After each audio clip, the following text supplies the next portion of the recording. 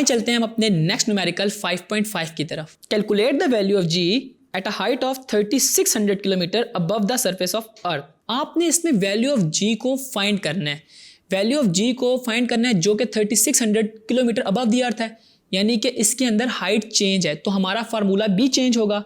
आए इसको देखते हैं। आपके पास जो हाइट गिवन है वो है 3600 किलोमीटर्स और आपने निकालनी है जी की वैल्यू।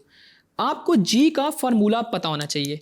जी का फार्मूला है हमारे पास G M over R square, और अगर मेरे पास एक्स्ट्रा हाइट h हो तो इस फार्मूले में चेंजिंग होती है g is equal to G M over R plus H का होल स्क्वायर। अब इसके अंदर सिर्फ हमें h दिया हुआ है, देखिए ना g दिया हुआ है, ना m दिया हुआ है, ना r दिया हुआ है। इन तीनों की वैल्यू आपको जुबानी आनी चाहिए। कैपिटल G की वैल्यू है आपके पास 6.67 into 10 to the raise power -11 newton metre square per kilogram square. और सिमिलरली आपके पास जो मैस की है वैल्यू वो है 6.0 into 10 to the raise power 24 kilogram. और रेडियस ऑफ अर्थ है आपके पास 6.4 into 10 to raise power 6 metres.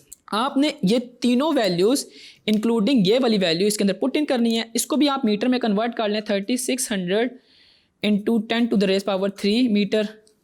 और जब आप इनकी वैल्यूज़ इस फार्मूला में पुट इन करेंगे like 6.67 into 10 to raise power -11, 6.0 into 10 to raise power 24 and आपके पास जो R है वो है 6.4 into 10 to raise power 6 plus 3600 into 10 to raise power 3।